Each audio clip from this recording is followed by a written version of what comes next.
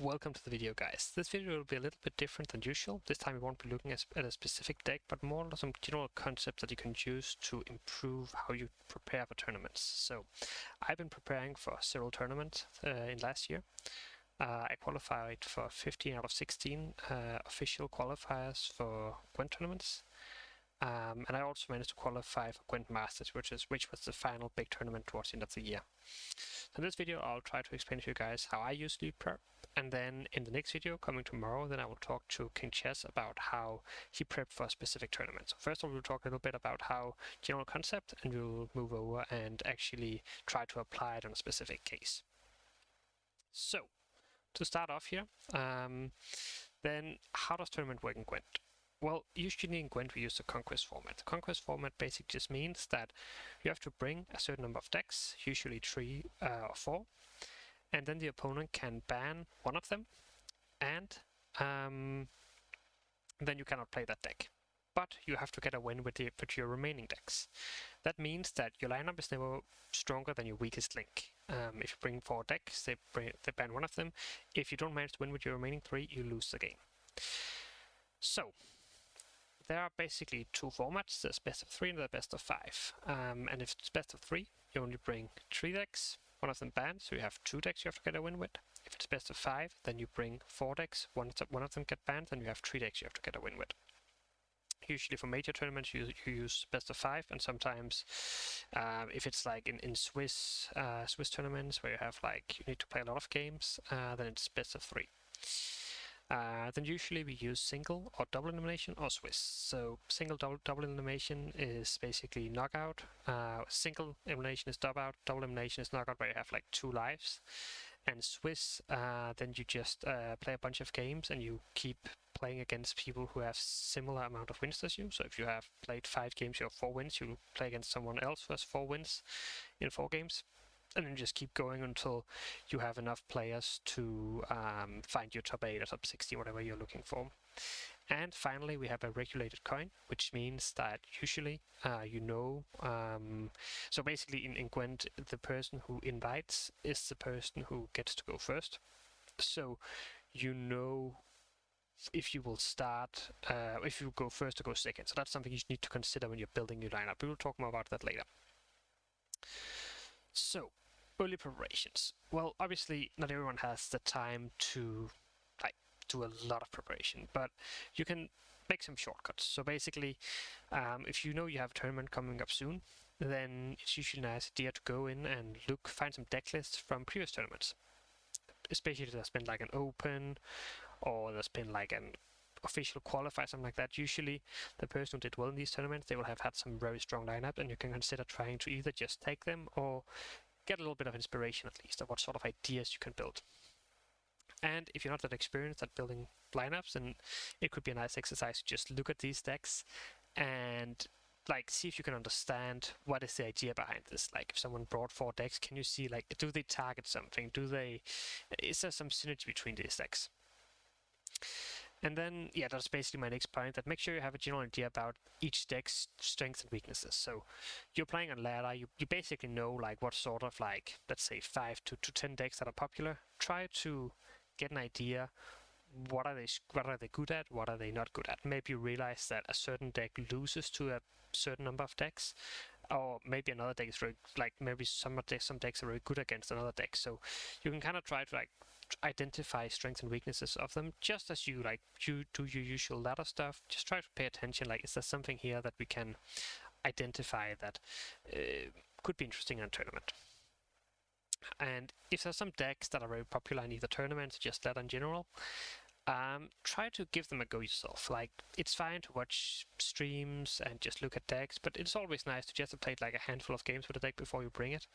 I have once or twice tried to bring decks to a tournament that I have very little experience with them, and even though the decks might make sense into my lineup, if I haven't played them yet, then usually I will just play them at a level that's not high enough that I will suffer. So always remember to test the decks a few games before you actually bring them.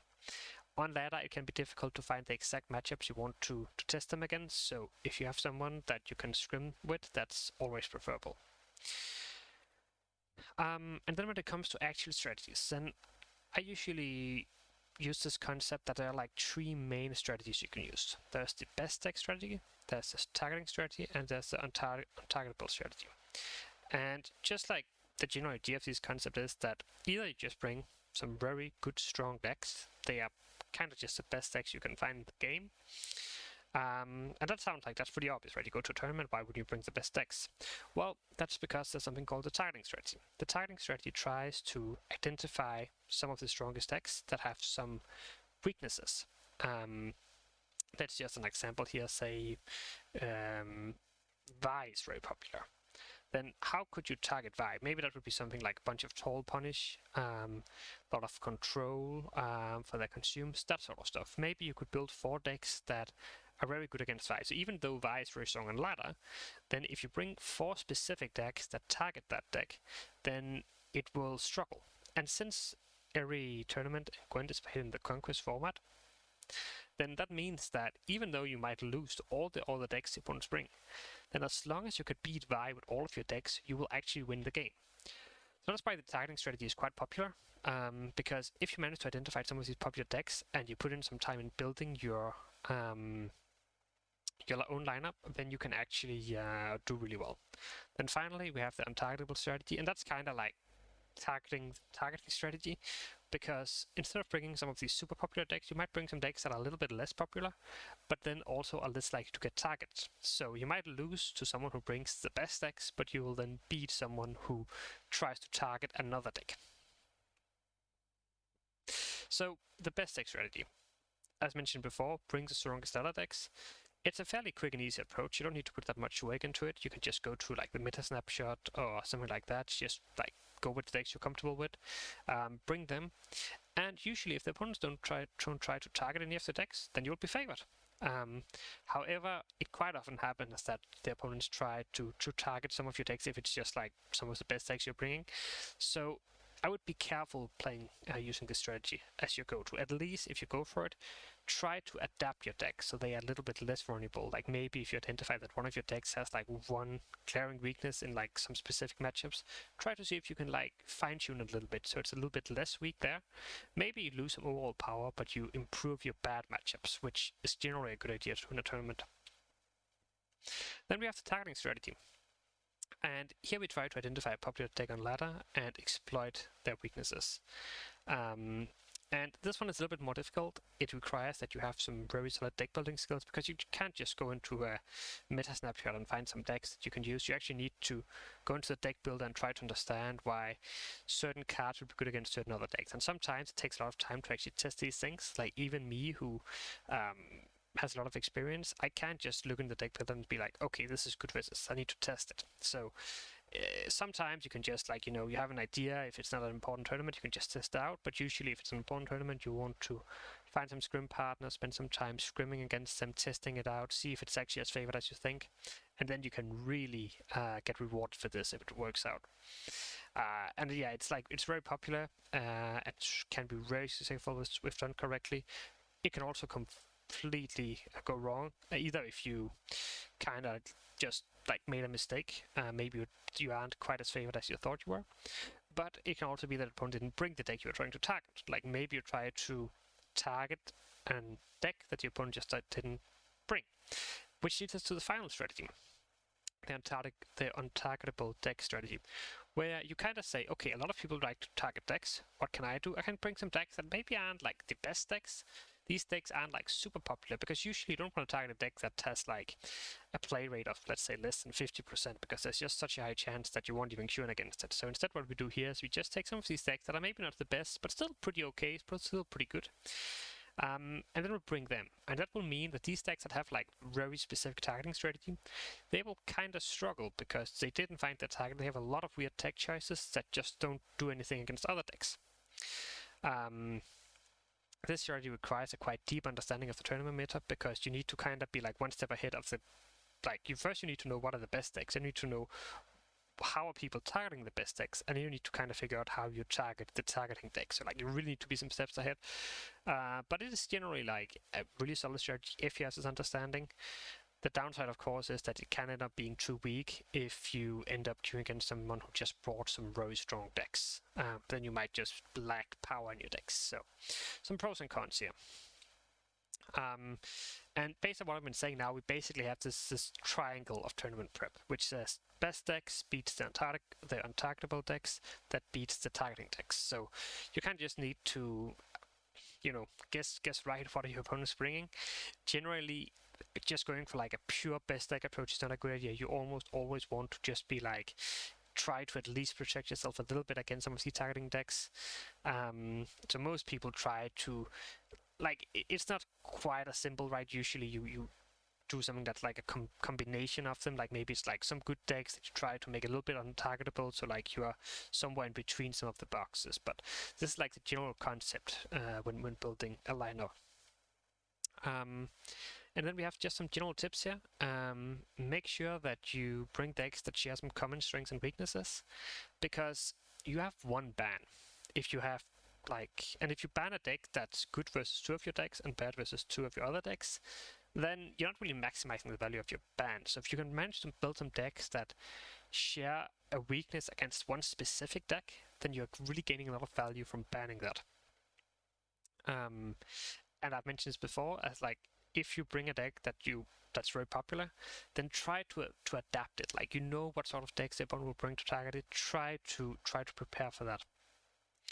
And then consider if some decks are better in a format regulated coin. Like, one example could be Precision Strike with carryover cards like Agitator, Circle of Life, All God.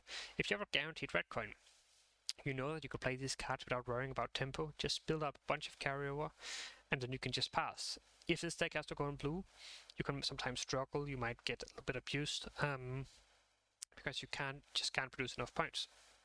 So, some decks, there are also decks that can do the opposite thing. Some decks are really good in the long round, and if they go on blue coin, they can really just push a bunch of tempo. And then the opponent will be forced to pass or go down 2 cards so they can't beat you.